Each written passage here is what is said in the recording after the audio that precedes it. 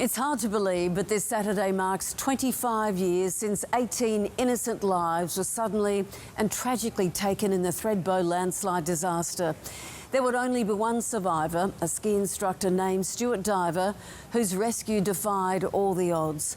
For the heroes who saved his life, the tragedy would be the catalyst for a new approach in how we conduct search and rescue operations, which has led to countless more lives being saved both here and around the world. It happened just before midnight. Thousands of tonnes of earth had buried the Carinya and Bimbadeen lodges, along with the 19 people inside. But in the Thredbo village, just hours after, there was silence. Shock and disbelief had taken over. The small and incredibly tight-knit community was just beginning to comprehend the magnitude of what had happened. This is a 10 News special edition. Disaster this morning at Thredbo. Is there any suggestion that people might still be alive underneath the rubble? It'll be a miracle. The trouble is with a thing like this, everybody knows everybody.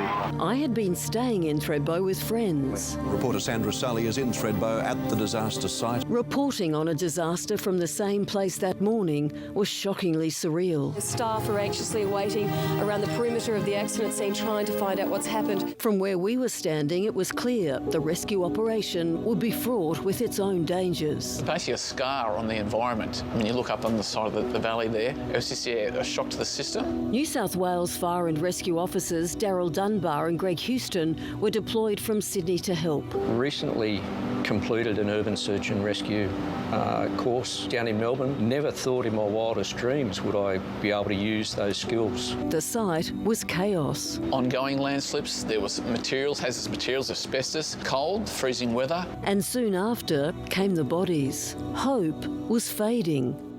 But then, with much of Australia watching on, something remarkable happened.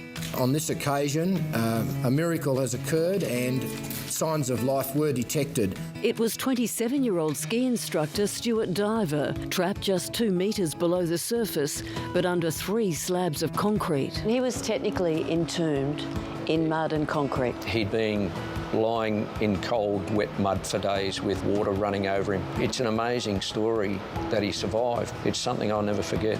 It took another 11 hours to get him out. We can confirm Stuart Diver has been freed. They are slowly moving him up the hill, and this is quite an emotional time for everyone because it does appear that we are finally making contact.